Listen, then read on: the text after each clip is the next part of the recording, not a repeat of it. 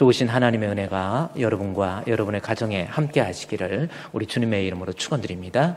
그래요. 우리 옆에 계신 분에게도 좀 반가움을 좀 표시하면서 반갑습니다 한번 해봅시다. 반갑습니다. 반갑습니다. 그래요. 좀 기쁜 모습으로 항상 만나는 사람들에게 그대 내게 행복을 주는 사람이라고 한 것처럼 좀 항상 표정도 좀 밝은 표정으로 웃으면서, 그래서 여러분이 다른 사람에게도 좀 기쁨을 줄 수 있는 그러한 사람 되시기를 바랍니다. 자, 오늘 하나님께서 우리에게 주시는 말씀의 제목은 주의 종에게 기쁨과 평안을 주는 자라는 말씀의 제목입니다. 주의 종에게 기쁨과 평안을 주는 사람. 이 말씀은 오늘 빌레몬서 1장 20절의 말씀에 그대로 나와 있습니다. 빌레몬서 1장 20절 말씀에 보면 오 형제여, 나로 주 안에서 너로 말미암아, 그랬죠? 기쁨을 얻게 하고 내 마음이 그리스도 안에서 평안하게 하라라고 바울이 우리에게 이야기한 내용, 여기에 보면은 너로 말미암아 기쁨을 얻게 하고 내 마음에 그리스도 안에서 평안하게 하라라고 하는 바울의 권면의 말씀입니다. 이 말씀 그대로 주의 종에게 기쁨이 되고 주의 종을 평안케 해주는 그러한 사람이 좀 되자라는 제목이에요. 말씀의 제목을 제가 다시 문자로 한번 좀 띄워주면요, 말씀의 제목이 뭐라고 그랬어요? 주의 종에게 기쁨과 평안을 주는 사람이라는 겁니다. 여러분은 지금 한번 이 말씀 앞에 여러분은 어떻습니까? 주의 종에게 기쁨이 되고 있습니까? 주의 종에게 평안이 되고 있습니까? 이 주의 종에게 기쁨과 평안이 된다고 하는 것은 내 신앙에 있어서 너무나도 중요한 거예요. 제가 목회자이기 때문에 또 성도한테 목사님 마음 평안하게 하고 목사님에게 기쁨을 주라라고 하는 그러한 것 때문에 제가 여러분께 말씀을 드리는 것이 아니라 주의 종과의 관계에 있어서 주의 종에게 기쁨이 되고 평안이 되어야 여러분이 영적으로 복을 받고 여러분이 이 험한 세상에서 믿음에서 승리할 수 있다라고 하는 겁니다. 여러분, 우리가 한 부모 밑에서 태어난 아이들도 형하고 동생하고 막 싸우지요. 자매들끼리 싸우고 형제들끼리 싸우고, 어떤 사람은 또 남자 아이가 자기 누나한테 막 대들고 때리고 막 이런, 그거 아주 나쁜 겁니다. 그거 혹시 그런 동생이나 그런 사람이 있으면 회개하시고요. 혹시 그럴 리 없겠지만 이렇게 누나를 막 힘으로, 남자가 더 세잖아요. 그래서 누나 이겨먹는다고 누나 때리고 그러면 그것은 그대로 습관이 돼가지고 나중에 결혼해서 답답하면 자기 부인 때리는 거예요. 그게 정말 무서운 겁니다. 사람이 사람을 이렇게 때린다라고 하는 것은 맞아서 아프다는 것보다 모욕적인 의미가 더 큰 거예요. 그렇죠. 우리 예수님 막 뺨을 때리고 채찍들 때리는 거, 아픈 것도 아픈 거지만은 그 모욕적인 겁니다. 그래서 그래요. 근데 뭐 형제들 간에 한 부모 밑에서 태어나도 이렇게 싸우고 막 그러기도 하는데, 우리 성도들은 주 안에서, 믿음 안에서 한 형제와 자매라고 그랬는데, 교인들끼리 살다가 보면 싸울 수도 있고 다툴 수도 있겠지요. 그렇죠? 한 번도 안 싸울 수가 없을 것 같아요. 좀 성도들 간에 서로 난 저 사람한테, 저 권사님한테, 저 집사님한테 좀 섭섭하고 좀 보기도 싫고 말하기도 싫고 이런 사람도 있을 수 있다라는 겁니다. 그런데 제가 목회하면서 보면 그런 사람도 그런 대로 신앙생활 끌고 가더라고요. 그런데 성도들끼리 그렇게 되면은 끌고도 갈 수 있는데, 성도가 목회자와의 관계 속에서, 목사님과의 관계 속에서 섭섭함이 일어나기 시작하고 원망과 어떤 미움이 있기 시작하면 거기에 분명히 마귀가 껴서 그 사람은 믿음 생활을 하기가 힘들어요. 그러면 다른 교회 갔다? 다른 교회 가면서부터는 목회자들, 목사는 다 그래, 목사가 다 그래 해가지고 목회자에 대한 편견으로 인해서 그 다음부터는요, 하나님 앞에 은혜가 안 돼요. 그러면 그 사람의 마음에 마귀가 들어갑니다. 그래가지고 뭐 너야 뭐 그런 왜 신앙생활 왜 하니? 너 뭐 다 그래 세상은. 이러다가 결국은 육신적으로 세월이 흐르면, 나이가 들면 우리도 병들고 아프고 죽게 되지요. 육신을 망할 때에 결국은 믿음 잃어버려서 영적으로도 망하는 그러한 사람이 된다라는 거예요. 조심해야 됩니다. 한참 얘기하다가 보니까 내가 마스크를 벗어야 되는데 마스크를 끼고 있어요. 그래요. 설교할 때는 우리 방역수칙에 의해서 설교하기 전까지, 그리고 설교할 때는 밥 먹을 때 마스크 끼고, 식당에 가서 저도요, 식당에 가서 또 마스크 끼고 있다가 밥 먹을 때 숟가락을 넣고 마스크 위에다가 넣은 적도 있어요. 설교도 그럴 수도 있다라는 겁니다. 어쨌든 목사님한테 섭섭한 마음 갖게 되면 마귀가 여러분을 가만 놔두지 않습니다. 그러므로 여러분 죄종에게 기쁨이 되고 죄종에게 평안을 주는 그러한 우리 성도 되시기를 주의 이름으로 축원드립니다. 자, 오늘 본문 빌레몬서 1장에 보면 이제 바울이 빌레몬을 용서하라, 빌레몬을 하여금 오네시모를 용서하라라고 하는 것이 16절에 종과 같이 대하지 말고 이제 사랑받는 형제로 대하라 라고 하는 것을 이야기하면서요. 그 다음에 18절, 19절에서는 제가 지난주에 말씀드렸듯이 바울은 빌레몬에게 오네시모가 빚진 것이 있으면 내 앞으로 계산하라. 그러면 19절 말씀에 보면 내가 갚으겠다라는 말씀을 통해서 오네시모는 용서를 위해서는 아무것도 한 게 없어요. 중보자였던 바울이 모든 것 다 대신 갚는 그러한 모습입니다. 이 말씀을 통해서 바울이 빌레몬에게 말하고 싶은 것, 그리고 우리 빌레몬서를 읽고 있는 독자에게 말하고 싶은 것이 바로 그겁니다. 우리의 죄 문제 해결하기 위해서 우리는 어떤 공로도, 어떤 노력도, 어떤 대가도 없어요. 죄 문제를 해결하기 위해서 우리의 중보자 되신 예수님께서 우리를 위해서 친히 간구하시고 우리를 위해서 대신 십자가에 못 박혀 죽으심으로 우리 주님으로부터 죄 용서함을 받고 우리가 천국에 가는 사람이 되었다라고 하는 것, 이것을 빌레몬서를 통해서 중보자 되신 예수 그리스도를 우리에게 말하고 싶었던 것이고, 또 오늘날 우리가 이 빌레몬서를 통해서 우리의 중보자 되신 우리 주 예수 그리스도께서 내 죄를 사하기 위해서 대속의 죽음을 죽으신 주님 앞에 늘 감사하면서, 또 주변에 있는 형제는 용서하면서 용서함 받은 사람답게 살아야 된다라고 하는 것, 이것이 빌레몬서의 어떤 표면적인 주제를 넘어서 그 내적으로 가지고 있는 영적인 중보자 되신 예수 그리스도의 용서함을 받은 우리로서 우리의 주변에 있는 사람들을 이해하고 용서해 줄 줄 아는 사람이 되라는 거지요. 믿음이 있으면.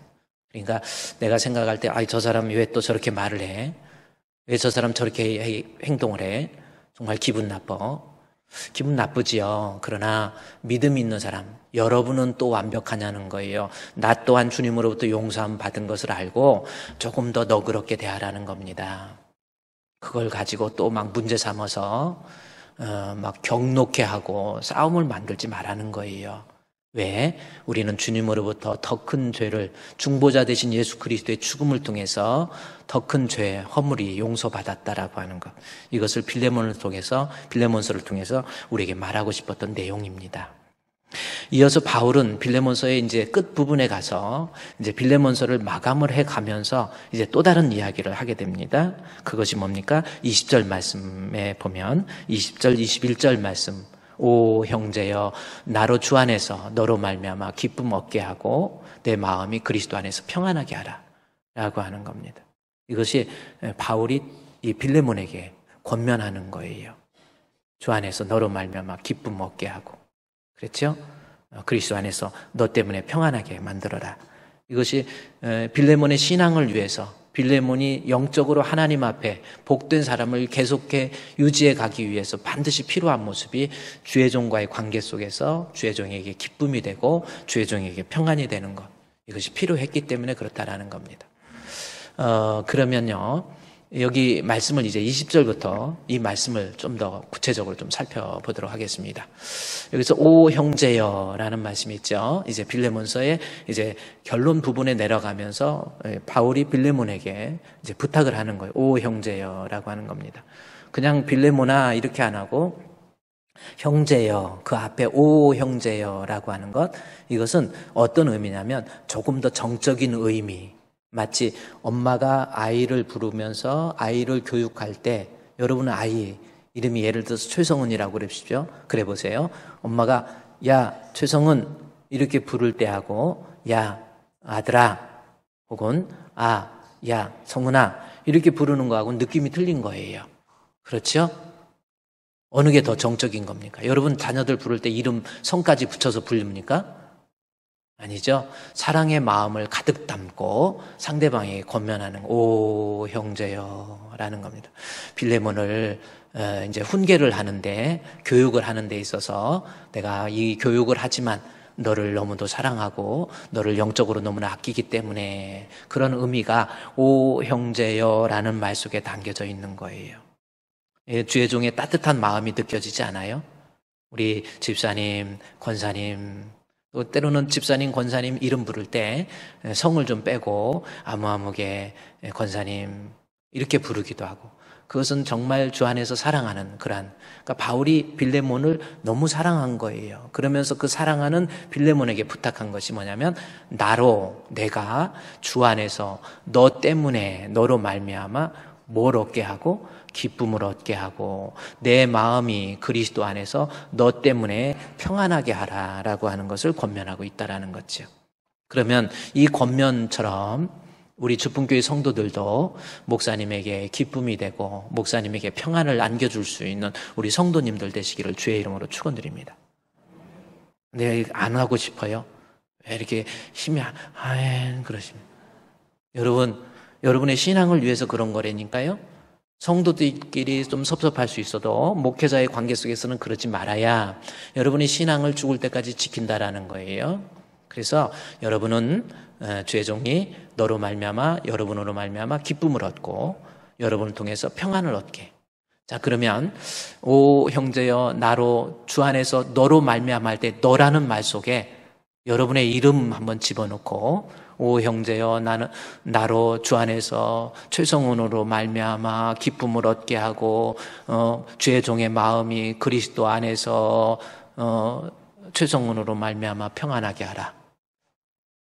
그 말을 너로 말미암아를, 너를 자기 이름을 한번 집어넣어 봅시다. 자, 그렇게 해서 읽어보고 그러면 오늘 설교가 끝이에요. 자, 그러면 오 형제여, 거기서부터 같이 읽습니다. 너가 자기 이름을 집어넣어야 돼요. 안 하는 사람 제가 볼 거예요. 근데 이 마스크를 가려서 하는지 안 하는지도 알 수가 있나? 그래도 딱 보면 압니다, 눈치로. 여러분 힘들어도 조금 자존심이 상해도 교회에서는 신앙적으로요. 제가 같이 읽겠습니다. 시작. 오 형제여 나로 주 안에서 최성훈으로 말미암아 기쁨을 얻게 하고 내 마음이 그리스도 안에서 평안하게 하라. 아멘. 네. 그래 너무너무 잘 따라서 해주셨기 때문에 오늘 설교는 이것으로 끝이고, 그리고 이제 이거 축도하고 마치고 갈까요? 네. 그래도 좀 섭섭하니까 그럼 한번 또 보도록 하겠습니다. 여러분 다시 한번 다짐하세요. 내가 신앙생활하면서 우리 몸된 교회 주품교회에서 한 성도 된 것도 감사하시면서 나는 우리 목사님에게 기쁨이 되고 우리 목사님 마음에 평안을 안겨주는 그러한 사람이 되어야지. 그런 마음을 가지고 신앙생활 할 수 있는 우리 성도님들 되시기를 주의 이름으로 부탁합니다. 아멘. 자, 그러면 주의 종이 어느 때 여기 기쁨을 얻게 하고 평안하게 하라 그랬는데 어느 때 주의 종이 기뻐할까? 이게 궁금하잖아요. 이제 우리는 주의 종에게 기쁨이 되자고 그랬는데 어느 때 주의 종에게 기쁨이 될 수 있을까? 요거. 그래서 성경을 한번 생각해 보였어요. 그러면 우리가 어떤 모습이 될 때 주의 종에게 기쁨이 될 수 있을까라는 겁니다. 한번 여러분이 말씀을 보기 전에 생각을 한번 해보세요. 나는 목사님에게 기쁨이 되고 평안을 안겨주는 그러한 사람이 된다라고 다짐을 했는데 어떻게 하는 것이 목사님의 마음에 기쁨을 주는 걸까? 뭡니까? 맛있는 거 많이 사드리고 뭐 이런 게 같이 식사하고 뭐 이런 게 기쁨을 주는 건가요? 그래요. 한번 좀 생각을 해보세요. 내가 어느 때 우리 목사님에게 기쁨을 줄 수 있을까라고 하는 겁니다. 이것이요, 사실은 우리의 신앙을 아까도 얘기했지만 죽을 때까지 관리하는데 너무 중요한 거예요. 대부분 신앙에서 무너지고 자빠지는 사람들 중에서 가만히 보면요, 주의 종에게 상처받은 사람 다시 돌아오기가 힘들어요. 그 사람의 마음속에 이제 마귀가 꽉 잡아버립니다.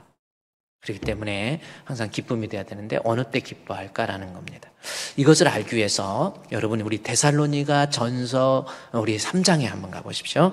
자, 우리 앞으로 가야 됩니다. 한번 여러분이 이제 성경을 직접 찾아봐야 됩니다.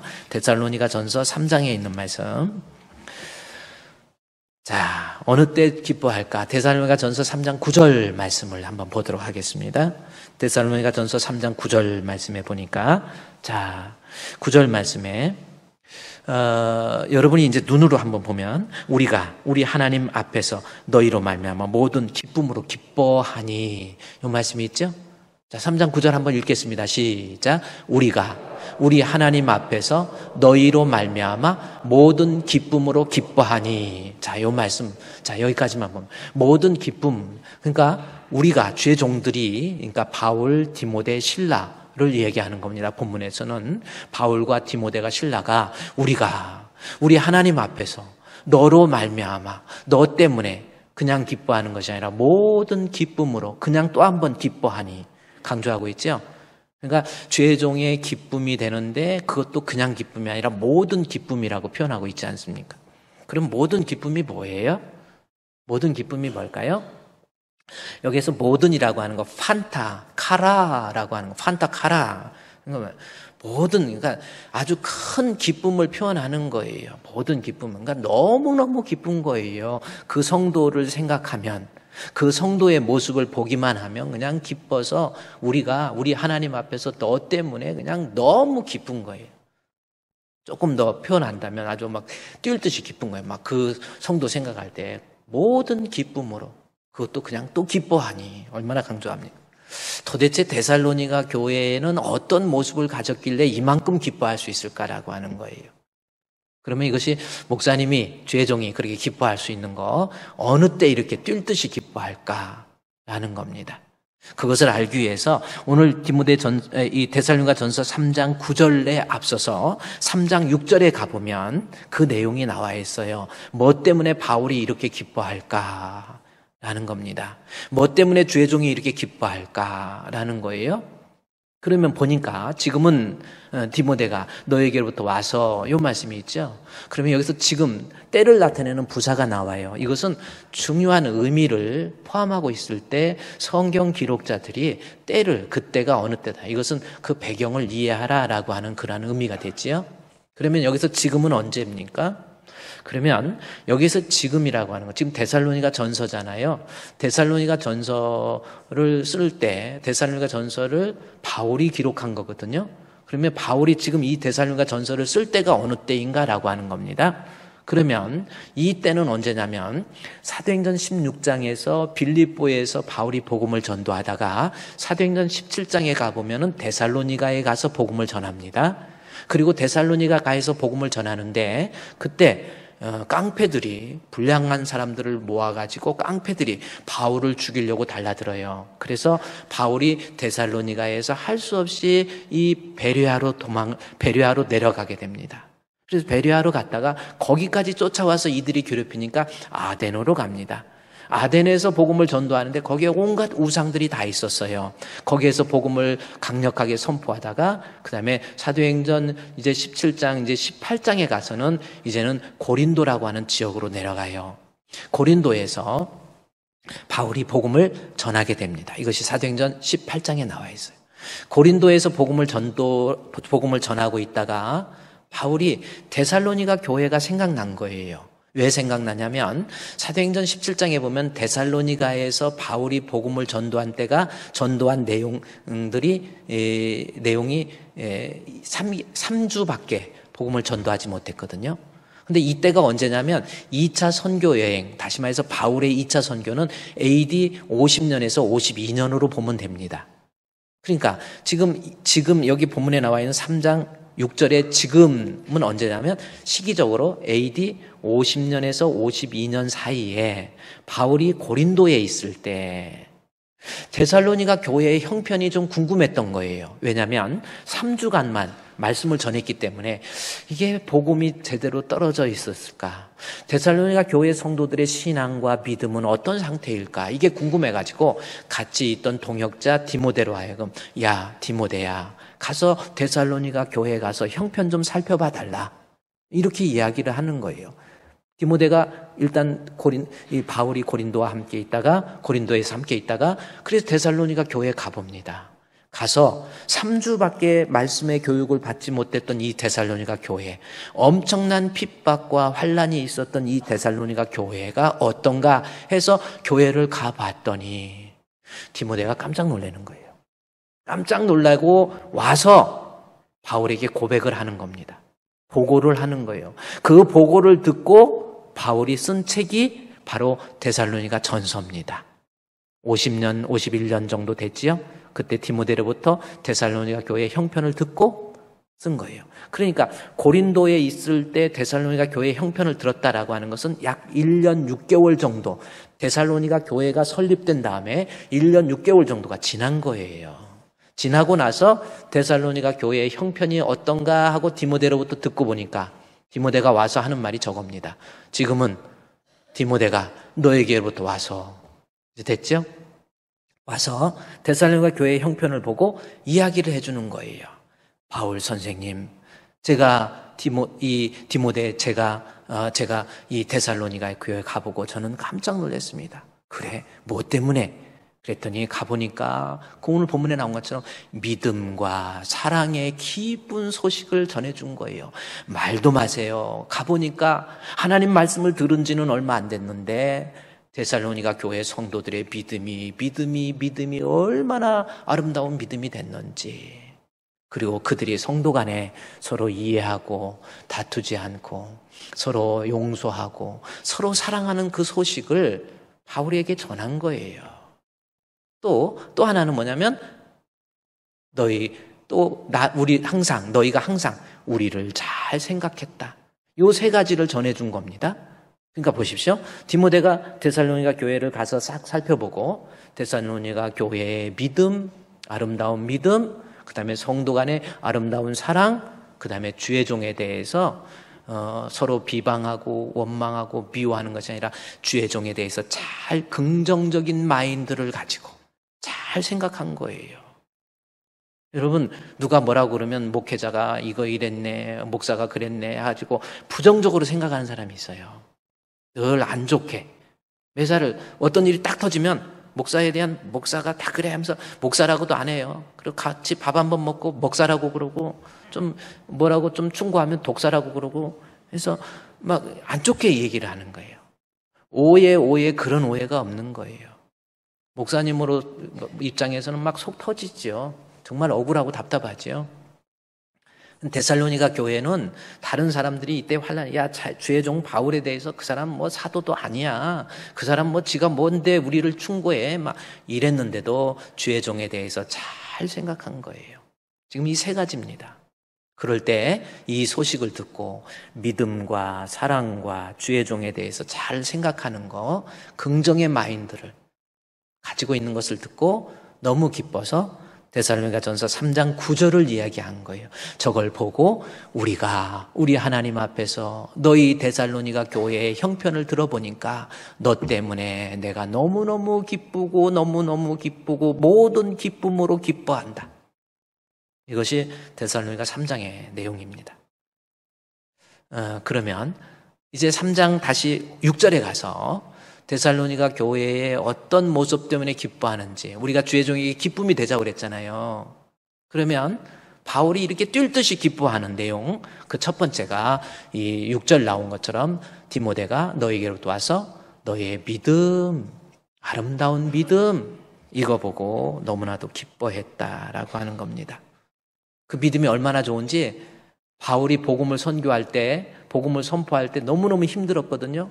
매도 맞고, 여러분 참 보세요. 고린도 이 베레아에 가서도 비참한 모습, 아덴에 가서도 비참한 모습, 고린도에서도 얼마나 힘들었던 내용들이 많은지 몰라요. 그런데 데살로니가 교회의 믿음을 듣고 3장 7절 말씀해 보니까 그 절에 보면 이러므로 형제들아 우리가 모든 궁핍과 환난 가운데, 지금 바울은 너무나도 궁핍, 먹을 것도 없고 입을 옷도 없고 또 막 괴롭히는 사람도 많고, 그런데도 복음을 전하는데 그 어려울 때 너희 믿음 때문에, 보세요, 데살로니가 교회 성도들의 믿음으로 말미암아 너희에게 위로가 됐다라고 하는 겁니다.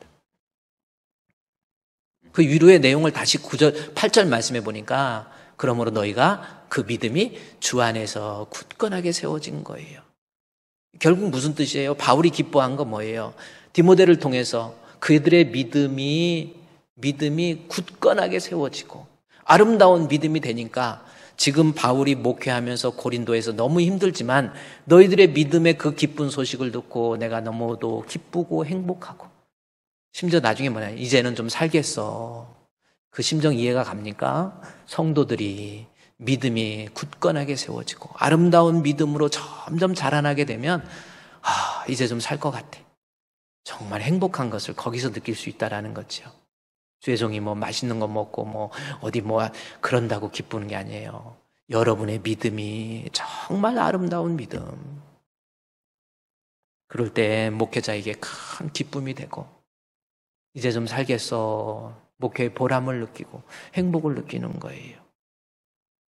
따라서 여러분 주의 종에게 기쁨이 되기 위해서는 여러분의 믿음이 데살로니가 교회에 있는 성도들의 믿음처럼 아름다운 믿음의 소유자가 되시기를 주의 이름으로 부탁합니다.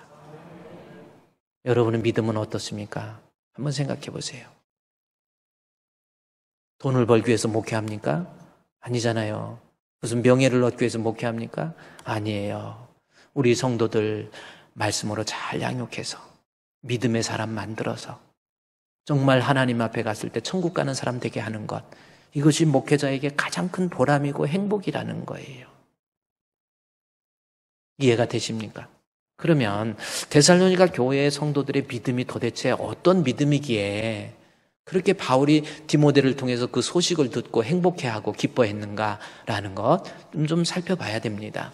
어떤 믿음을 가지고 있었는지 데살로니가 전서 1장, 이제 1장으로 한번 가보십시오.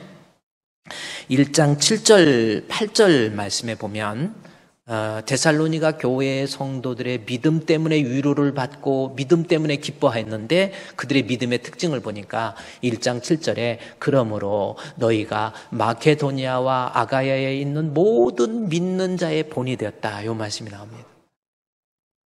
마케도니아는 어디고 아가야는 어디입니까? 마케도니아와 아가야 나와 있죠. 마케도니아는 어디냐면 지금 여러분 이때 당시에 지금 현재의 그리스 땅이, 그리스가 있고 로마가 있고 영국이 있고 스페인이 있고 이제 유럽이 그런 지도가 그렇게 돼 있잖아요. 그러니까 그리스, 그다음에 이탈리아, 로마 쪽보다도 동쪽으로 가면 이제 그리스 지역이 있는데 그리스 지역이 이때 당시에 1세기 때에는 그리스 지역이 북쪽은 마케도니아, 그 다음에 남쪽은 아가야, 그 다음에 남쪽에서 서쪽으로는 스파르타. 여러분이 스파르타 교육 알지요? 스파르타. 가장 용맹하기로 유명한 그래서 그리스 지역이 북쪽은 이 마케도니아의 수도가 데살로니가입니다. 그 다음에 남쪽은 아가야의 수도가 고린도입니다. 여러분. 그러니까 그리스 지역에, 지금의 그리스 전 지역에서 7절 말씀해 보니까 너희가 마케도니아와 아가야에 있는 모든 믿는 자의 본이 됐대요. 참 대단하죠. 그러니까 모든 믿는 자의 본이 될 만큼 모범적인 믿음, 그런 믿음입니다. 조금 더 내려가 보면요, 8절 말씀해 보면 그 다음에 어떻게 나와 있냐면 주의 말씀이 너희에게로부터 마케도니아와 아가야에 들릴 뿐 아니라 그 다음에 너희 믿음의 소문이 각처에 퍼짐으로 우리는 아무 말도 할 것이 없대요. 그러니까 얼마나 믿음이 좋은지 그리스 전역에서 여러분 마케도니아, 그 다음에 이 아가야 전 지역에서 믿음 좋기로 소문이 났다니까요. 소문난 믿음. 여러분의 믿음 한번 생각해 보세요. 우리 주품교회 성도들의 믿음 어때요? 어디까지 소문났을까요? 그 지역에서 소화동에서 소문난 교회? 광명에서 저는 제가 볼 때는 우리 주품교회는 광명에서는 확실히 소문난 걸 제가 아는 게 뭐냐면 얼마 전에 우리 부목사님하고 일이 있어서 같이 가다가 인터넷에서 주품교회를 검색했더니 주품교회가 나오는데 대전에선가 어디선가 올라오는 분이 저 이제 광명으로 이사 가는데 광명시에서 좋은 교회 없나요? 하고 했더니 댓글이 올라왔어요. 여러 댓글이 올라왔는데 어떤 분이 썼는데 광명에는 역시 주품교회입니다. 주품교회 가면은요 정말 좋습니다. 은혜롭습니다. 그리고 다른 교회도 또 이렇게 한 걸로 봐서 이 사람은 우리 교회에 다니는 사람은 아닌 것 같은데, 제가 보니까 주품교회가 은혜로운 교회, 아름다운 교회로 소문나서 주변에서 그냥 주워서 들은 사람인 것 같아. 그러니까 소문은 좋게 난 것 같아. 아닙니까? 주품교회 목사님이 잘생겼고, 나 이 소리는 이제 더 이상 듣기 싫고. 네, 주품교회가 소문난 교회, 그 광명시에서 소문난 교회. 지난번에 우리 친척 중에 제가 이렇게 가족 얘기해서 좀 죄송한데, 부교육감이면 차관급입니다. 광주시 부교육감으로 지내고 지금은 교원연합회 거기. 근데 교육적인 문제 때문에 광명시장을 만날 일이 있어가지고 광명시장을 이렇게 만나니까 시장님이 아주 깍듯이 이렇게 오셨냐고 그러면서 광명시 교육의 문제 때문에 이렇게, 그러니까 이 교육감 정도 되면은 상당히 공무원으로서는 지위가 높잖아요. 부교육감이니까. 그래 따뜻하게 얘기하다가 다 얘기를 마칠 때쯤에 혹시 주품교회 아십니까 시장님? 그랬대요. 그랬더니 아이고 알지요 그러더래요.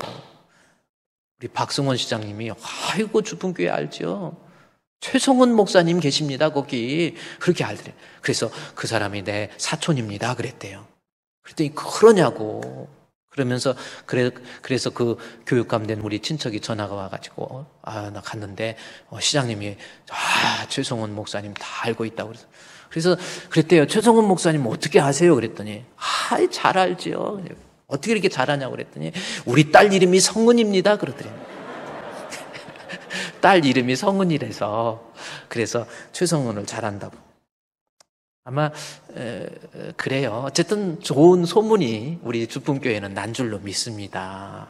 근데 이 데살로니가 교회는 그 믿음의 소문이 각처에 퍼져가지고 광명시를 넘어서 우리 교회는 세계를 주품으로. 할렐루야.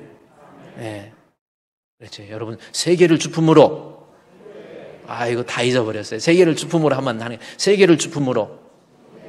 주품교회. 우리 교회. 할렐루야. 이게 좀 우리 세계를 주품으로잖아요. 우리가 정말 하나님 앞에 아름다운 교회로서. 근데 데살로니가 교회가 이렇게 소문난 교회가 됐더라는 거예요. 그래서 디모데가 이 소식을 이렇게 소문난 교회로서 너무나도 선생님 내가 1년 6개월 전에 세웠던 데살로니가 교회인데 가보니까 정말 그 믿음의 소문이 각처에 퍼져서 사람들의 입에서 믿으려면 저렇게 믿어야 돼. 데살로니가 교회 성도들처럼 예수 믿어야 돼. 해서 믿음의 소문이 그렇게 각처에 퍼졌습니다. 라고 하는 소식을 듣고 바울이 내가 지금은 환난도 있고 궁핍도 있지만 지금 이 소식을 들으니까 이제 내가 좀 살 것 같아. 내가 너희로 말미암아 내가 위로를 받았다. 내가 너희 때문에 내가 기쁨과 기쁨의 큰 기쁨 얻게 됐다. 이렇게 표현하고 있잖아요. 죄종이 기뻐하는 거, 아름답고 큰 믿음, 흔들리지 않는 믿음, 모범적인 믿음으로 여러분이 성장할 때 목사님에게 기쁨이 됩니다. 여러분의 믿음 어떻습니까? 한번 생각해 보세요. 1년 가고 2년 가고 10년 가고 20년 가도 그냥 믿음이 제자리 걸음 아니면 믿음이 퇴보하든지 이럽니까? 주의종 입장에서는요, 믿음이 퇴보한다든지 믿음이 그냥 제자리에 있어가지고 아무것도 아닌 거 가지고 오해하고 불평하고 뭔가 그 믿음 안에서 주어지는 기쁨과 행복도 없고 이럴 때 얼마나 마음이 답답한지 몰라요. 그냥 믿음이 좋아져서 믿음이 성장해서 그 믿음의 뜨거움이 막 밖으로 나타나는 거예요. 진짜 믿음이 있으면 그것은 반드시 열정으로 나타나게 돼 있어요. A.W. 토저라고 그분이 쓴 책에 보면 하나님을 향한 열정이라고 하는 책이 있습니다. 저 책은 좀 여러분 우리 성도들도 한번 읽어봐야 될 책인 것 같아요. 19세기 중반에 저분이 돌아가셨는데 1800년도에 태어나서 1963년도에 이분이 돌아가셨어요. 그래서 얼마나 아름다운 목회자였는지 몰라요. 1963년도에 돌아가신 거 봐서 왜 이때 돌아가셨을까 제가 한번 가만히 생각해요. 너무나도 아름다운 모범적인 목회자였거든요. 왜 이렇게 돌아가셨지 63년에 생각했더니 제가 1963년도에 태어나니까 저한테 바톤을 넘기고 너가 좀 좋은 목사 되라, 혹시 그런 거 아닌지 그냥 제 혼자 생각했어요. 뭐 재수 없습니까? 여러분 좀 그래요. 그래서 저분이 정말 대단해요. 근데 저분이 하나님을 향한 열정이라는 책인데 어떤 내용이냐면, 내 마음에 정말 예수가 그리스도인 것을 발견하고 예수가 내 생명인 것을 진짜 깨달은 믿음이 있는 사람이면 그 믿음은 반드시 밖으로 뭔가가 나타나게 되는 거예요. 그것이 하나님을 향한 열정, 패션으로 나타나는 겁니다. 여러분 진짜 믿으면 그 열정이 나타나는 거예요. 막 하나님 앞에 예배의 열정이 나타나고, 아무리 코로나가 뭐라고 하거나 말거나 있거나 말거나 하나님 앞에 내가 내 안에 예수를 믿는 믿음이 있으면 그것이 열정으로서 막 예배 드리려고 하는 거예요. 온라인 예배 부득이하게 드리는 거 말고, 여러분 그래요. 우리 목사님 중에 여러분도 아는 우리 산성교회 김주성 목사님이라고 계세요. 그 목사님이 병원에서 가지고 큰 수술, 여기 목 수술을 해가지고 어제도 제가 통화를 했는데, 아유 형님 목사님 나 죽겠어 그 얘기를 하더라고요. 그런데 왜 병원에서 입원을 했냐면, 그 친구, 그 목사님 여기 등에서부터 여기서부터 보면요, 여기 어깨까지 한 20cm 정도 30cm 정도 칼 자국이 쫙 있어요. 그래서 꼬맨 자국이 있습니다. 그 왜 그랬는가 했더니, 어렸을 때 시골에서 개울가에서, 그때는 수영장이 없잖아요. 그래서 개울가에서 물 흐르는데 개울가에서 수영을 좋아해갖고 수영을 하는데, 막 날씨가 더워서 그때는 막 옷 벗고 팬티만 입고 그냥 시골이니까 수영하기 위해서 막 물을 보니까 얼른 들어가고 싶어서 쫙 다이빙을 하고 쫙 들어갔는데, 이게 깊은 줄 알았더니 다 뻘이요. 그래갖고 머리를 심어버린 거예요. 그냥 머리를 심어가지고 거의 죽을 뻔한 거야. 그래갖고 뽑아갖고 빼가지고 그때 병원으로 응급실로 올려가지고 했는데, 이 목뼈, 여기 있는 목뼈가요 다 부러져 버렸더래요. 이게 그래가지고 여기를 다 수술을 하고, 그 다음에 목을 늘리기 위해서 어떻게 해도 안 되니까 이 해골인가요? 이 머리통을 뭐라고 그러죠? 이 두개골을 뚫어가지고 철사를 집어내서 당겨가지고 저 천정에다가 매달아 놓고 이렇게 하고 이걸 목을 뺐대요. 너무 정말 죽을 위기 속에서 이거 그래갖고 수술해갖고 철심 집어넣고 다 해서 인공으로 만들어 놨는데, 나이가 들면서 이게 또 자꾸 무너지니까 이게 막 목을 못 들고 막 온몸이 저리고 아프고 막 이래가지고 견디다 못해, 쓰러질 때 견디다 못해. 이건 성경에 나온 거. 이거 견디다 못해 여기 세브란스 병원에, 고대병원에 입원을 한 거예요. 입원을 해가지고 수술을 해서 지금은 이거 막 죽겠다고 그래요. 그러니까 이제 병원에서 지금 3주 동안 입원하고 있으면서 또 이제 아직 교회에서 설교도 못하고 이런 상황인데, 온라인 예배를 병원에서 드리고 집에서 온라인 예배를 어쩔 수 없이 유튜브로 예배를 드렸대요. 그런데 유튜브로 예배를 드리니까 처음에는 내가 목사인데 이거 예배를 그래도 유튜브라도 드려야지 해가지고 양복도, 그 불편한 몸에 양복도 차려입고 다 해서 정자세로 앉아서 목 디스크 이러고 예배를 드리는데, 처음에는 괜찮더래요. 한 번 드릴 때는 그런 대로. 두 번째 드릴 때부터는 조금 마음이 달라지더래. 움직이면서 뭐 하면서 이렇게 하고, 목도 아픈데 뭐 이제 이러고 소파에서 이렇게 놓고 이러고 예배를 드리고. 그 다음에 한 세 번째 주 되니까요, 뭐 꼭 그래야 돼. 뭐 비슷한 거니까 그냥 누워서 예배를 드리고.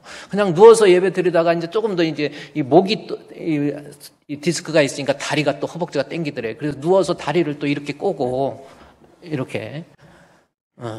이러다 보니까 이제 양복도 안 입어야 되고, 또 중간에 불편하면 화장실도 가고 뭐 하다 보니까 예배가 아니더래요. 그래서 그 김주성 목사님, 유튜브 예배는 정말 예배 같지가 않더라고요. 이런 얘기를 하더라. 지금 부득이하게 유튜브로 예배 드리는 분들 뭐라고 하는 게 아니에요. 지금 다리 꼬았다가 다시 피고 그래봐야 이미 늦었고,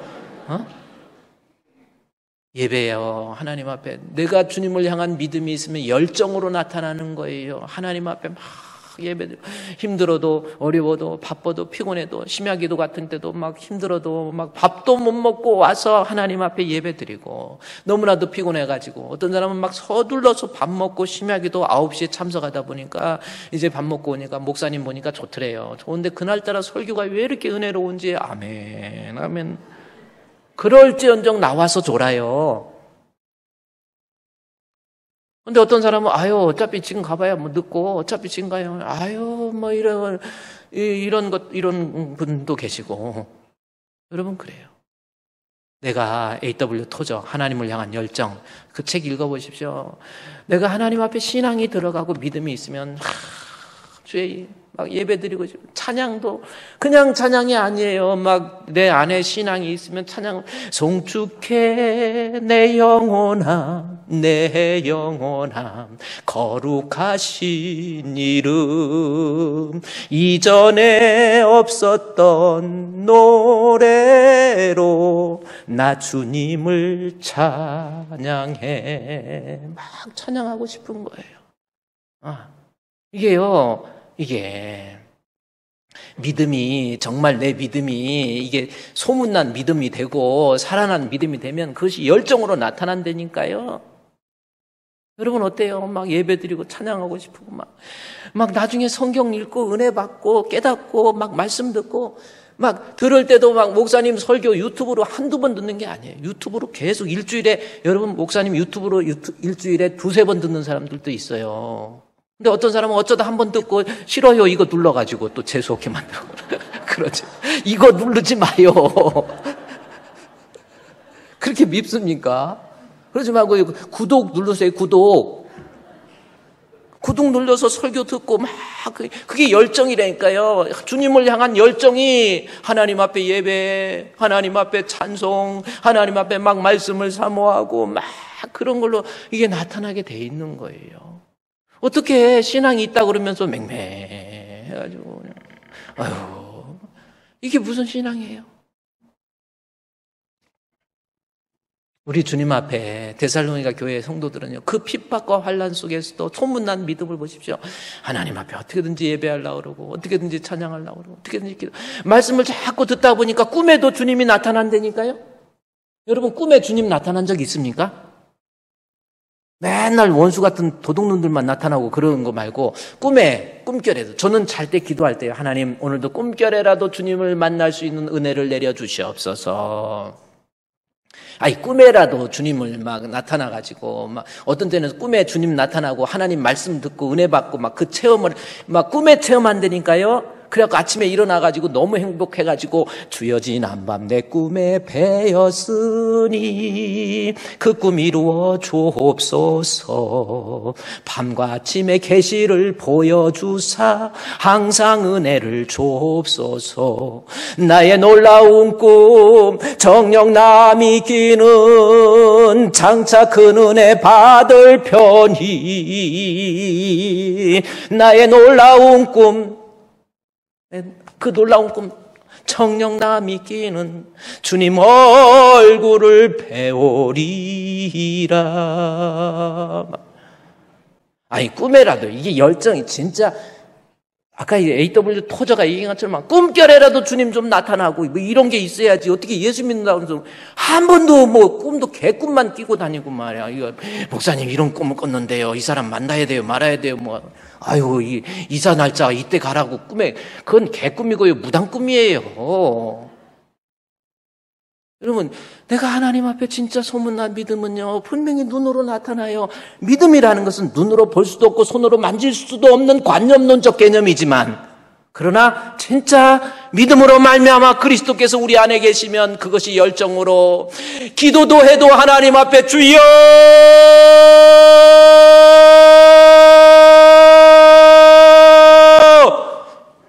괜찮죠? 이 복식 호흡이 되면은 이렇게 음이 나와. 이거만큼 끌 수 있잖아. 더 끌 수 있었는데 좀 쑥스러워서 안 끄는 거예요.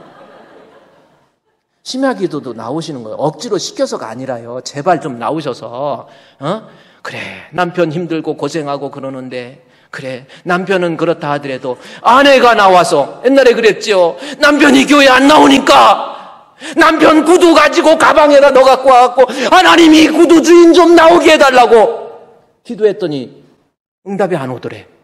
1개월, 2개월, 1년, 2년 기도했더니 그 구두 주인이 나와가지고 앞에 와갖고 이러고 손 들고 서 있더래. 하나님 앞에 기도하고 찬양하면서. 여러분, 내가 진짜 믿음이 있으면 그것은 열정으로 나타나요. 그게 신앙이고 믿음이라니까. 데살로니가 교회는 그렇게 아름다운 믿음으로써 소문난 믿음이었다라는 거예요. 그러면 저와 여러분도 하나님 앞에 정말 소문난 믿음이 되어서 그래야 믿음 생활에도 행복하지요. 내 마음에 기쁨이 진짜 있잖아요. 그러면 정말 그 소문난 믿음을 위해서는 데살로니가 교회가 3주밖에 말씀을 안 들었는데 어떻게 해서 이렇게 소문난 믿음이 됐을까? 궁금하지 않습니까? 도대체 왜 데살로니가 교회 성도들은 이렇게 믿음이 좋을까? 여기 보니까 성경 데살로니가전서 이유가 있더라고요. 1장 우리 7절 8절에서는 1장 7절 8절 먼저 보면 그 믿음이 본이 되었고 그 다음 절에 소문난 믿음이었는데 이렇게 된 이유를 말할 때 7절에서는 그러므로 라고 시작돼 있잖아요. 그러니까 그 앞에 있는 내용하고 같이 연관돼서 생각을 해야 되는데 이렇게 소문난 믿음이 됐던 이유 그러므로 6절에 나와 있어요. 6절이 뭡니까? 너희는 이것 때문에 그런 거예요. 많은 환난 가운데서 성령의 기쁨으로 말씀을 받아서 우리와 주를 본받는 자가 되었으니. 중요한 건 뭐예요? 왜 이렇게 소문난 믿음, 하나님 앞에 열정 있는 믿음, 정말 아름다운 믿음이 됐느냐는 거예요. 그 이유를 알고 봤더니 환난 가운데 기쁨으로 말씀을 받아들인 거예요. 아, 말씀의 문제구나라는 겁니다. 진짜 소문난 믿음, 그런 열정 있는 믿음, 인간의 감정만 좀 건드리는 거 말고 그러한 뜨거운 믿음이 될 수 있었던 힘이 하나님 말씀, 그것도 많은 환난 가운데서 얼마나 말씀 듣기가 힘들었는지 몰라요. 주변의 사람들이와 이 헬라 사람들이 얼마나 핍박을 하고 괴롭게 하고 야 그거 우리도 알지 못하는 이상한 도다 그런 거 받아들이지 마라 하면서 하고 그걸로 끝난 것이 아니라 물리적으로 사람을 돌로 치기도 하고 빼앗아 가기도 하고 말씀을 연구하고 듣다가 언제 죽을지도 모르는 그런 환경 속에서도 데살로니가 교회 성도들의 소문난 믿음의 이유는 한 가지였어요. 하나님 말씀이에요. 하나님 말씀, 성령의 기쁨으로 어려워도 힘들어도 하나님 말씀을 받아들인 것, 하나님 말씀 때문에 이들의 믿음이 소문난 믿음. 여러분 항상 알아야 될 것이 그렇습니다. 인간은 종교적인 존재이기 때문에 구원 얻는 믿음이 아니더라도 얼마든지 종교성이 있는 거예요. 그 종교성을 구원 얻는 믿음으로 착각하지 마십시오. 할머니들도 그냥 물 떠놓고 비나이다 이렇게 빌기도 하고 이렇게 빌기도 하고 뭐 하여튼 그래요. 그리고 이렇게 길다가 하도 석가모니한테 복 달라니까 안 주니까 손을 뒤집어 까기도 하고 여러 가지 방법이 있더라고요. 그런다고 되는 게 아니에요. 그런 할머니들이 구원받습니까? 믿음, 인간은 종교적인 존재이기 때문에 믿음이라고 하는 것이 있는데 오늘날 교회 다니면서도 그 기본적인 종교성이 약간 기독교적으로 채색이 되어서 약간 신앙의 사람처럼 되었다고 해서 구원받는 게 아니에요. 진짜 구원은 믿음은 들음에서 나며 들음은 그리스도의 말씀이에요. 하나님 말씀을 통해서 생긴 믿음, 주의 말씀을 받아서 생긴 믿음, 그 믿음이 아니면 구원 얻는 믿음이 아니에요. 그래서 본문의 데살로니가 교회 성도들의 믿음이 소문난 믿음, 그 이유는 뭔가 했더니 하나님의 말씀, 환난 가운데서도 그 말씀을 받아들이는 모습이었어요. 말씀 때문에 생긴 믿음이 건강한 믿음이고요. 그래서 교회 잘 만나야 돼. 제가 좀 이렇게 표현해서 그러지만요, 목사가 무식해가지고 성경 아무런 해석학적 원리도 없는 거예요. 그리고 뭐 제대로 연구는 아니고 이래가지고 폼 잡고 그냥 그런다고 되는 게 아니에요. 구원 얻어야지요. 여러분, 천국과 지옥 겁주기 위해서 그런 게 아닙니다. 사람이 한번 죽는 것은 정하신 것이고 그 후에 심판이 있어요. 우리 천국 가야지요. 천국 가야 되잖아요. 인생은 왔다 가는 거고 금방이잖아요. 가서 잠시 세상에 내가 살면서 항상 찬송 부르다가 날이 저물어 오라 하시면 영광 중에 나아가리. 열린 천국문 내가 들어가 세상 짐을 내려놓고 빛난 면류관 받아 쓰고서 주와 함께 길이 살리. 여러분, 믿음은요, 하나님 말씀 통해서. 그렇죠? 그런데 말씀을 통해서 믿음이 생기는 것이 건강한 믿음이고 우리로 하여금 천국을 가게 만드는 믿음이다 그랬는데, 데살로니가 교회 성도들은 말씀을 통해서 믿음이 생겼다라는 거거든요. 그러면 여기에서 바울이 그래서 본문의 말씀에 소문난 믿음을 얘기하면서 이 8절 말씀에 한번 보십시오. 여러분 성경 보세요. 너의 믿음의 소문이 각처에 퍼졌다. 그 얘기를 하면서 9절에 그들이 우리에 대하여 스스로 말하기를 우리가 어떻게 너희 가운데 들어갔는지, 이게 중요한 거예요. 이게 무슨 뜻이에요? 하나님의 말씀이 너에게 어떻게 들어갔는데, 이겁니다. 말씀의 문제예요. 말씀에 들어간 거예요. 근데 말씀에 들어갈 때 그냥 쉽게 들어간 게 아니에요. 그래서 2장에 가서 다시 이야기합니다. 들어갔는지를 우리 연결고리로 해서 2장 1절에 형제들아 우리가 너희 가운데 들어간 것 나오죠. 들어갈 때 그냥 들어간 것이 아니에요. 2장 2절에 너희가 아는 바와 같이 빌립보에서 고난도 있었고 능욕도 있었고 정말 많은 싸움이 있었지만 하나님의 그런 은혜 가운데 하나님의 능력을 힘입어서 복음을 너에게 전했다 나오죠. 자, 말씀을 통해서 생긴 믿음이 구원 얻는 믿음입니다. 그런데 말씀을 전하는 자, 이거 나오죠. 말씀을 전할 때 전하는 사람은 어떻게 전해야 되고, 이거 그 다음에 13절, 2장 13절 말씀해 보니까 2장 13절에 이러므로 우리가 하나님께 끊임없이 감사하면 너희가 우리에게 듣는 말씀, 하나님의 말씀을 받을 때, 자 3절, 2장 3절에 전하는 자, 전할 때, 그렇죠? 2장 2절에 너희에게 전하였다. 전할 때 어떤 모습으로 전해야 되고 하나님의 말씀을 받을 때 어떤 모습으로 받았기 때문에 이 데살로니 교회가 아름다운 교회가 됐는지, 이거 정말 중요한 겁니다. 아유, 저 목사님은 맨날 중요하대. 맨날 중요해. 그건 어쩔 수 없어. 그런데 2장 2절 말씀에 다시 보십시오. 2장 2절 너희에게 복음을 전하는데, 전할 때 목회자는 어떤 모습으로 전했는지 볼까요? 3절부터 전하는 자의 모습이 나옵니다.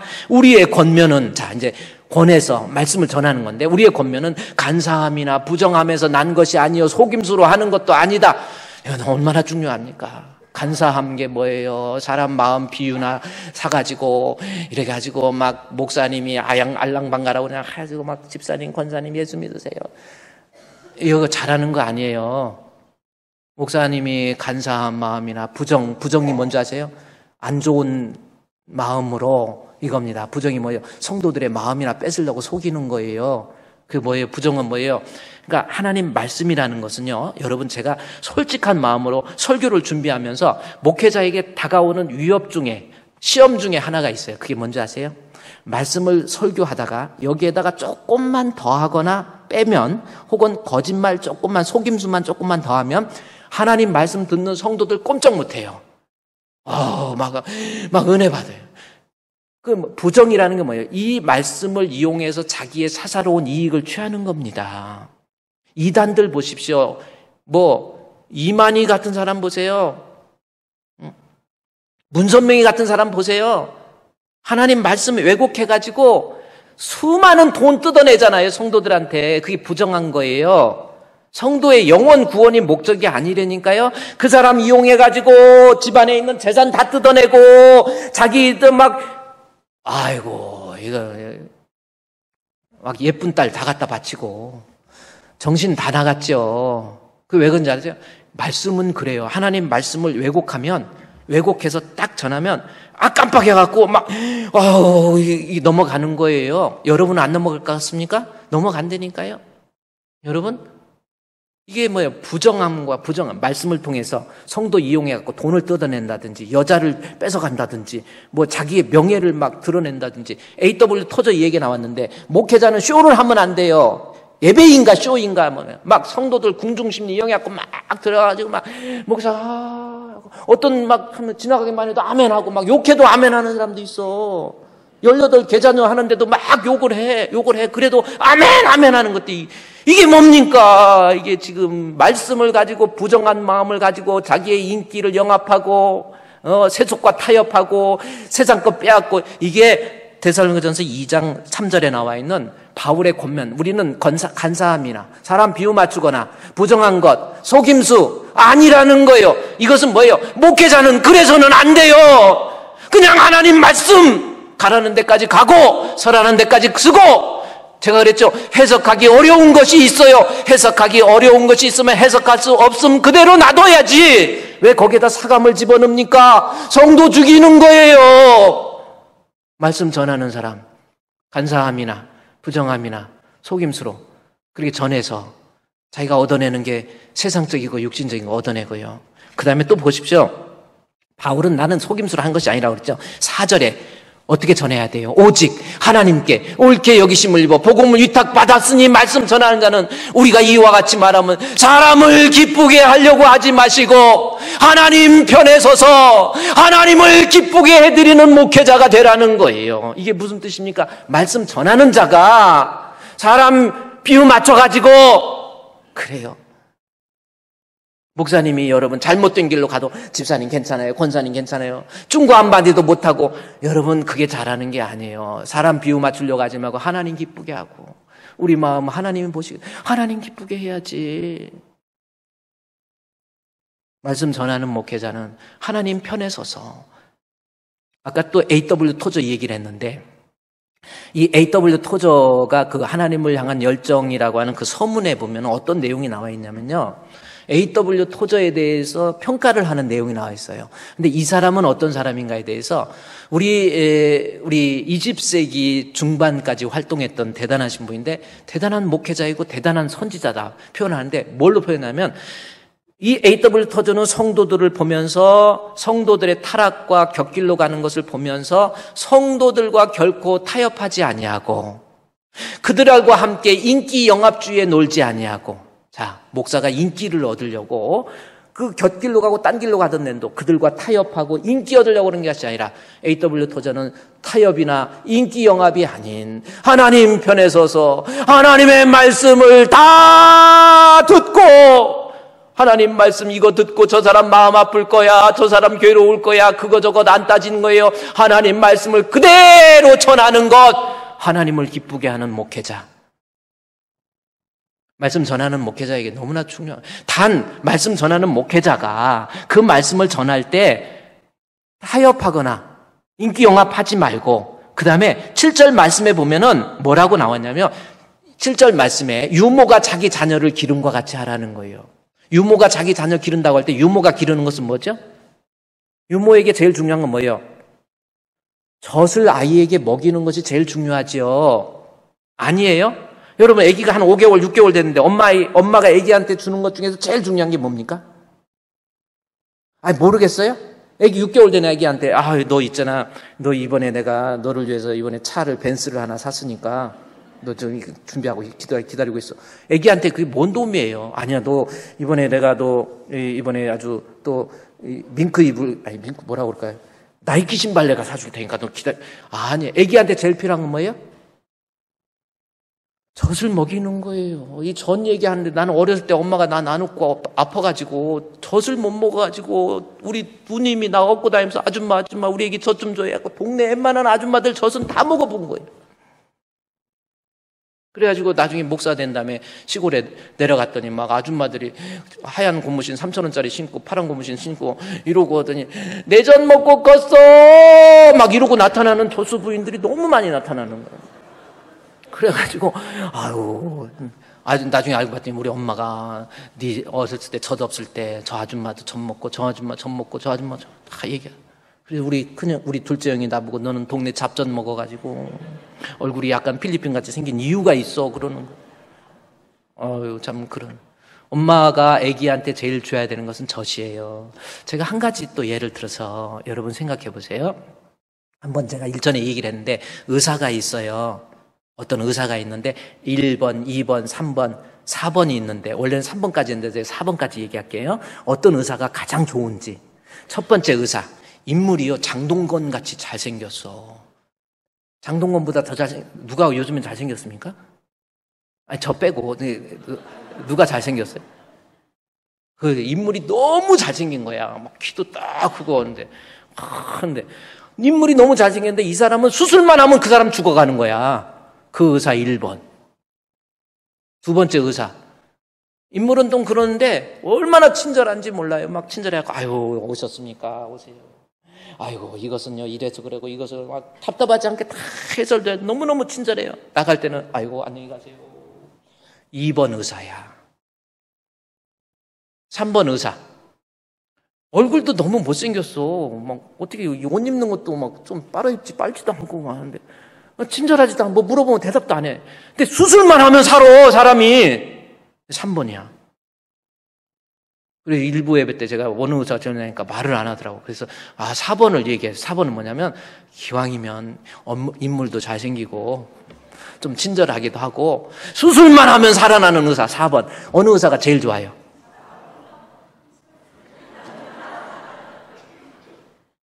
여러분 목사가 똑같은 거예요.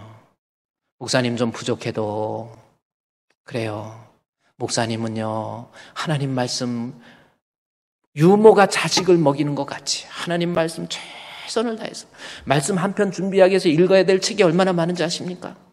말씀 읽고 말씀 듣고 말씀 묵상하고 또 책도 참고하고 뭘 알아야 이 말씀을 실어서 날르지요. 자동차가 아무리 좋아도 바퀴가 없는데 어떻게 가는 거예요? 그냥 옛날같이 성경 펴놓고 여러분 할렐루야 믿으시면 아멘 이러고 쇼하고 나가는 거 아니에요. 하나님 말씀 제대로 연구해서 유모가 자식에게 우유를 주는 것 같아요. 목사님은 말씀 전해주는 거예요. 말씀 전하는 목회자는 사람 비유 맞추려고 하지 말고 하나님 말씀을 사랑하는 마음을 가지고 가장 잘 먹이는 거. 그러면 들을 때 듣는 성도는 어떻게 들어야 돼요? 2장 13절 그것만 보도록 해요. 2장 13절 말씀에 이러므로 하나님 끊임없이 하나님께 감사하면 너희가 우리에게 들은 바. 자, 전하는 목회자가 있고 들은 성도는 어떻게 들어야 돼요? 들은 바 우리에게 들은 바 하나님 말씀을 받을 때 누구 말로 받지 아니하고 사람의 말로 받지 말고 누구 말로 받아야 돼요? 하나님 말씀으로. 할렐루야. 하나님 말씀으로 받아야 돼요. 목사님이 여기서 설교한다고 목사님 개인 하나님의 말씀 하나님께서 나에게 말씀하시는구나. 우리 하나님의 말씀으로 받아야 돼요. 데살로니가 교회 성도들이 소문난 믿음이 뭡니까? 주의 종이 말씀을 전하니까 사람으로 아니에요. 하나님께서 내게 주시는 말씀. 그러니까 그 말씀이 살아서 운동력이 있었던 거예요. 하나님 말씀은 살아서 운동력이 있고 좌우의 날선 어떤 검보다 예리해서 혼과 영과 관절과 골수를 찔러 쪼개기까지 한 거예요. 사람의 말 듣고 툭하면 실족한다고 그러고 말씀 듣고 실족한다고 그러고 그게 왜 그렇습니까? 목사님이 전하는 걸로 생각하니까 하나님 말씀을 받으면 내가 좀 상처를 받는 것 같아도 아멘! 하나님 말씀으로 받으세요. 그래야 여러분의 믿음이 살아납니다. 마지막으로 하나는 뭐예요? 하나님의 말씀으로 받고 진실로 그러하다. 이 말씀이 또한 너희 믿는 자 속에서 역사해요. 믿어야 역사하는 겁니다. 아멘. 그러니까 믿을 때 하나님 말씀 들을 때 아멘, 아멘, 아멘 좀 하세요. 그렇게 그냥 가만히 있고 참 옛날에 어떤 성도가 목사님 나 교회 이제 못 나오겠어요. 그랬어요. 왜 그러냐니까 목사님 설교 들으면 예수 안 믿을 수가 없겠대. 그래서 아니 근데 왜 못 나와요? 그랬더니 예수 믿으면 술도 못 먹고 담배도 못 피고 재미도 없을 것 같으니까 너무 빠질까 봐 걱정이어서 목사님 설교 들으면 안 빠질 수가 없다는 거예요. 참 또 여러분 하나님 말씀 들을 때 아멘 할렐루야 아멘으로 화답하시기 바랍니다. 그리고 아멘도 하세요. 자, 오늘은 여기까지예요. 한 가지 얘기해드렸잖아요. 주의 종이 어느 때 기뻐합니까? 여러분이 그 믿음으로 구원받을 때, 소문난 믿음이 될 때, 소문난 믿음이 되기 위해서는 어떻게 해야 돼요? 여러분, 하나님의 말씀을 받을 때 또 전할 때 전하는 목회자는 사람 눈치 보지 말고 하나님 말씀을 순수한 하나님 말씀을 전하고 듣는 성도들은 하나님 말씀으로 받고 아멘으로 하답하고 그래서 여러분 큰 믿음의 사람으로 승리하시기를 우리 주님의 이름으로 축원드립니다. 우리 기도하겠습니다. 하나님 아버지 우리 주품교회 성도 하나님 말씀을 통해서 하나님 앞에 인정받는 구원 얻는 참 성도 되게 해 주시옵소서. 예수님의 이름으로 기도드리옵나이다. 아멘.